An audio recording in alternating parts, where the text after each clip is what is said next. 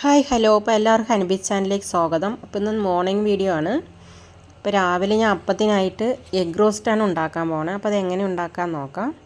അപ്പോൾ അതിനുള്ള സാധനങ്ങളെല്ലാം എടുത്ത് വെച്ചിട്ടുണ്ട്. ഇനി നമുക്ക് എങ്ങനെ ഉണ്ടാക്കാൻ നോക്കാം.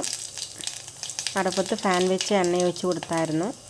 പട്ടഗ്രാമും വലിയ ജീരകമാണ് ഇട്ട് കൊടുത്തിരിക്കുന്നത്. ഇനി നമുക്ക് പച്ചമുളകും വെല്ലുള്ളി ഇട്ട് കൊടുക്കുകയാണ്. ചെറുതായി അരിഞ്ഞ് വെച്ച സബോളയാണ് ഇട്ട് കൊടുക്കുന്നത്. ഞാൻ 3 സബോള എടുത്തിട്ടുണ്ടായിരുന്നു, അത് ചെറുതായി അരിഞ്ഞിട്ടുണ്ടായിരുന്നു, അത് ഇട്ട് കൊടുക്കുകയാണ്. നമുക്കൊന്ന് മിക്സാക്കി കൊടുക്കാം.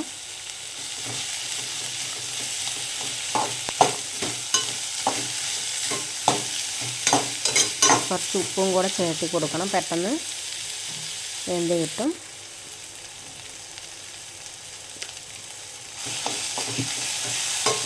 എളുപ്പത്തിൽ ഉണ്ടാക്കാൻ പറ്റുന്ന ഒരു എഗ് റോസ്റ്റാണ്. ഇവിടെ എല്ലാവർക്കും ഈ എഗ് റോസ്റ്റ് ഭയങ്കര ഇഷ്ടമാണ്. അപ്പത്തിനാണ് ഉണ്ടാക്കുന്നത്, അപ്പോൾ നല്ല ടേസ്റ്റ് ആയിട്ടുണ്ടാവും. അപ്പോൾ അതിൻ്റെ ഒപ്പം ചട്നിയും കൂടെ അരച്ചിട്ടുണ്ട്. ഇനി നമുക്ക് തക്കാളിയും കൂടെ ആഡ് ചെയ്തൊന്ന് മിക്സാക്കി കൊടുക്കാം.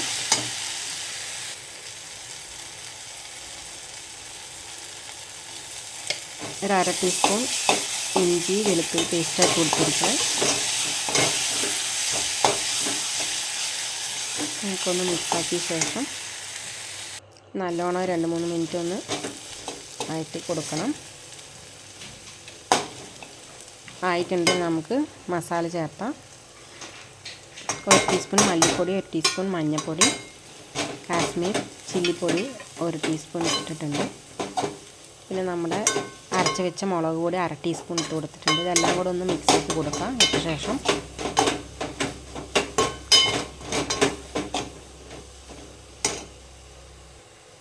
നമുക്ക് പാകത്തിന് വെള്ളം കൂടെ ഒഴിച്ച് കൊടുക്കാം.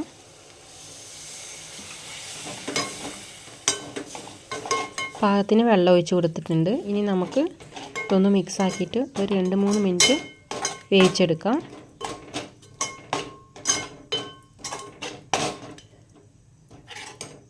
ഈ തിക്നെസ് മതി. അപ്പോൾ അത് കാരണം ഞാൻ ഒന്ന് മിക്സാക്കി കൊടുത്തുകൊണ്ടിരിക്കുകയാണ്. ഒരു 2-3 മിനിറ്റ് ആയ ശേഷം നമുക്ക് അതിലേക്ക് എഗ്ഗ് ഇട്ട് കൊടുക്കാം.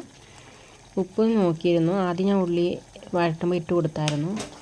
അപ്പോൾ പാകം നോക്കിയിട്ട് ഇട്ട് കൊടുത്തിട്ടുണ്ട്. ഒരു 1/2 ടീസ്പൂൺ കൂടി ഇട്ട് കൊടുത്തായിരുന്നു. അങ്ങനെ ടേസ്റ്റി ആയിട്ടുള്ള എഗ് റോസ്റ്റ് റെഡി ആയിട്ടുണ്ട്. ഇനി നമുക്കിതിലേക്ക് എഗ്ഗും കൂടെ ആഡ് ചെയ്യാം.